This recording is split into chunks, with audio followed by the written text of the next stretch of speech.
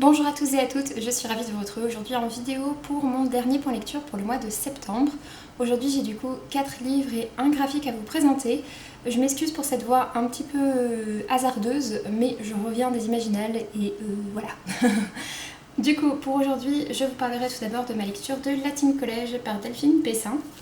Ensuite ce sera au tour de Le Murmure des Chevaux par Charlotte Bousquet. Après ça je vous donnerai mon avis sur Homebody par Rupi Kaur. Et côté roman, je terminerai avec Anne de Green Gables par Lucy Maud Montgomery, donc le premier tome de Anne et la maison au pignon vert, Anne with a E, etc. Et côté graphique, je vous donnerai du coup mon avis sur Princesse par Kay O'Neill. Hop, on va donc commencer par les quelques courtes lectures que j'avais enchaînées lors d'un week-end à 1000 que j'avais filmé sur la chaîne. C'est la vidéo qui s'appelle Pumpkin Redaton à 1000 parce que c'était un week-end où il y avait tous ces challenges là à la fois. Donc pour commencer, je vais donc vous donner mon avis sur La Team Collège par Delphine Pessin. C'est publié aux éditions Poulpe Fiction, c'était la première fois que je recevais un roman de leur part et je suis très contente de l'avoir reçu parce que je trouve que les éditions Poulpe proposent vraiment de chouettes choses. En plus de ça, j'avais eu la surprise de le découvrir dédicacé, donc voilà, c'était super cool. Donc dans La Team Collège, du coup, on est sur un récit qui se passe au collège et dans lequel on a notre personnage principal qui s'appelle Malika, qui a sa meilleure amie qui s'appelle Valentine. Elles ont toujours été inséparables et donc à nouveau elles se retrouvent dans la même classe, sauf que cette année il y a des choses qui vont virer un petit peu bizarres, puisqu'en fait ils vont se décider à créer un journal qui représente un petit peu ce qui se passe dans le collège. Autant il y a certaines personnes qui sont hyper investies, autant il y en a d'autres qui sont là un peu pour suivre, donc voilà, c'est pas très équilibré dedans. Malika elle y croit à fond, Valentine elle est plutôt du genre à suivre. Et sauf que Malika, voilà, c'est une jeune femme une adolescente qui est noire, qui est plutôt en surpoids, et puis qui du coup dénote peut-être un petit peu avec le reste. Et parmi les personnes qu'il va y avoir, il y en a un en fait qui va être chargé d'illustrer les articles. Sauf que assez vite, ces dessins vont tourner à la caricature, et même s'il ne pense pas forcément à mal au début, ça va être le début de harcèlement. Au départ pour une autre jeune fille, et puis ensuite plutôt qui va cibler Malika.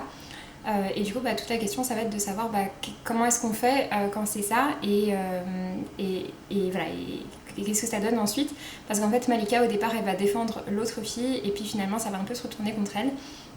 Donc voilà, elle va découvrir, ils vont tous finalement découvrir tout ça, les thématiques de harcèlement, de savoir comment partent les choses et puis finalement de voir que tout n'est pas forcément aussi simple parce que c'est pas juste le garçon qui a fait les caricatures qui est un garçon pas gentil, on va découvrir qu'en fait pas du tout, lui il s'est complètement fait dépasser par ce qui se passe, et puis voilà, on découvre un petit peu tout ça. La dynamique est intéressante à l'intérieur du livre, c'est pas des choses aussi simples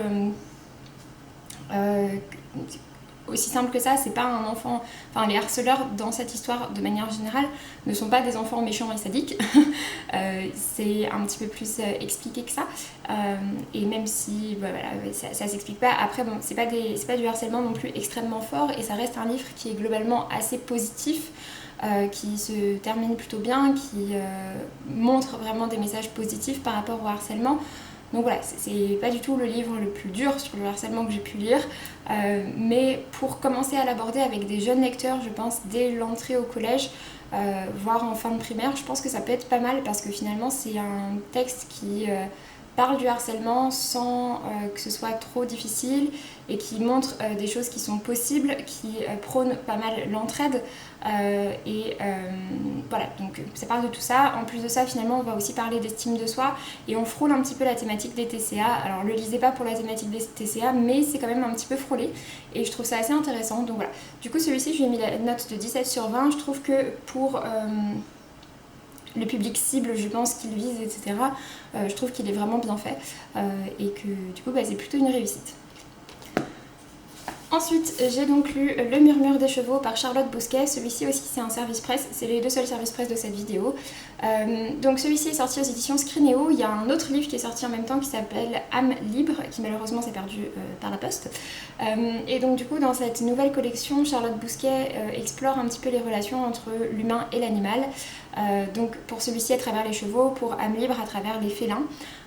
Et donc dans celui-ci, moi ça m'intéressait parce que j'ai fait de l'équitation pendant longtemps et c'est un milieu qui ne m'attire plus du tout du fait du traitement des chevaux. En fait j'aime toujours les chevaux mais pas du tout l'équitation et ça me donne pas envie en fait. Je sais que c'est pas le cas comme ça partout, mais moi la vision que j'ai classique de l'équitation classique de centre équestre, c'est une vision dans laquelle on dit que il faut que tu montres au cheval que c'est toi qui décides, que tu l'écoutes pas en fait, et du coup voilà, il y a quelques trucs comme ça qui m'embêtent un peu. Donc ça m'intéressait de voir tout ça explorer, et d'autant plus que Charlotte Bousquet elle-même a des chevaux. Voilà, du coup c'est pour ça aussi que ça m'intéressait. Donc du coup dans ce récit en fait on va suivre un jeune garçon, d'ailleurs ce qui est plutôt intéressant parce que l'équitation c'est quand même pas mal codé au féminin. Et donc du coup on a Valentin qui est un jeune passionné d'équitation, c'est une passion qui lui a été transmise par sa mère. Valentin en fait a grandi avec une pouliche, sauf que les choses, le temps a passé, les choses ont pas mal changé depuis, et quand il va retrouver cette jument pas mal d'années plus tard, ça a pas mal changé. Et Donna c'est une jument qui est très peureuse, et lui il est dans un centre équestre pour le coup qui lui dit qu'on s'en fout de ce que pense le cheval, que c'est toi qui commande, c'est toi qui décides, et ça va mal se passer. Et donc voilà, du coup en fait on suit finalement ces deux êtres qui sont liés à travers plusieurs époques, à travers 3 moments différents. Ce que j'ai trouvé intéressant, c'est que pour le coup ça parle vraiment du lien entre cheval et humain, ça parle vraiment de l'exploitation de l'animal, de l'utilisation dans les centres équestres, comme je disais, qui tient pas compte le fait que c'est un animal doté d'émotions aussi, et que c'est pas juste une machine, et donc voilà, tout ça c'était intéressant. Après donc il y a un petit côté un peu fantastique, avec un côté un petit peu les âmes qui sont liées, la jument qui serait une sorte de passeuse, enfin bref, ce genre de choses. Pour le coup j'ai pas accroché du tout, mais je trouve que par contre pourquoi moi il m'intéressait, à savoir le côté vraiment de relation entre le cheval et l'humain, ça pour le coup c'était bien fait. Donc après le petit côté un peu fantastique qu'il y a derrière m'a moins plu, mais dans l'ensemble ça a été une lecture plutôt sympa. Si c'est un thème qui vous intéresse, pourquoi pas. Et pour ma part du coup j'ai mis la note de 15/20. Ensuite j'ai donc lu Homebody par Rupi Kaur, qui est donc une poétesse d'origine indienne et qui vit je crois au Canada si je dis pas de bêtises. Rupi Kaur, donc du coup c'est son 3e recueil de poèmes. Le premier s'appelle Lait et miel et le deuxième Le soleil et ses fleurs. Et donc celui-ci, Homebody, c'est le 3e, et je pense que c'est mon préféré, en sachant que j'ai beaucoup aimé les 2 autres. Mais en fait, donc Rupi Kaur, du coup c'est des poèmes qui parfois sont très courts et parfois sont un peu plus longs. Et puis qui sont souvent accompagnés de petits dessins assez simples comme ça. C'est séparé en plusieurs thématiques. Voilà, du coup on suit des réflexions finalement de Rupi Kaur sur ces différentes thématiques. Cette fois-ci les thématiques c'est esprit, cœur, repos et éveil. Et donc du coup le tout petit qui sous-titre le début, c'est après s'être senti déconnecté pendant si longtemps, mon esprit et mon corps finissent par se retrouver. Donc Homebody. Du coup dans celui-ci elle va parler de pas mal de choses qui sont quand même assez dures. Ça parle d'abus sexuels, et notamment d'abus sexuels pendant l'enfance. On parle beaucoup, ça c'est quelque chose qui revient je pense il me semble dans ces 3 livres, d'anxiété et de dépression, de relations, de rapport au soi, à soi, et de rapport à son corps également. Et finalement voilà, elle explique comment dans celui-ci, comme à chaque fois il y a vraiment tout un parcours. Les autres parlaient aussi beaucoup de relations amoureuses, de rupture, de se reconstruire. Et l'idée d'ici c'est vraiment de parler de toutes ces choses difficiles de l'enfance, et de comment est-ce que ensuite on se réapproprie son corps pour que finalement tout ça vive en harmonie ensemble.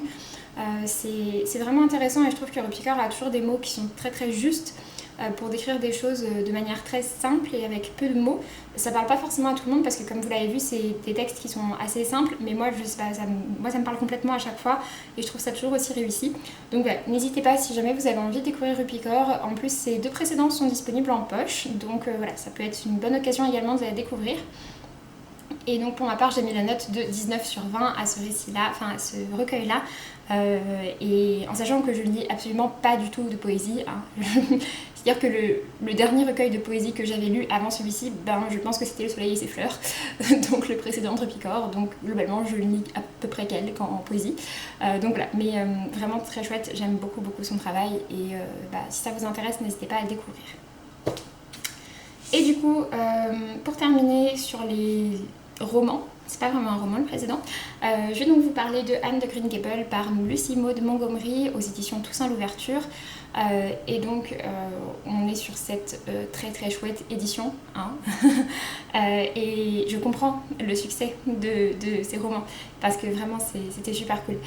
Donc dans cette histoire du coup on suit donc c'est les premiers romans qui ont inspiré donc Anne de Green Gables et puis la série plus récente qui s'appelle Anne with a E.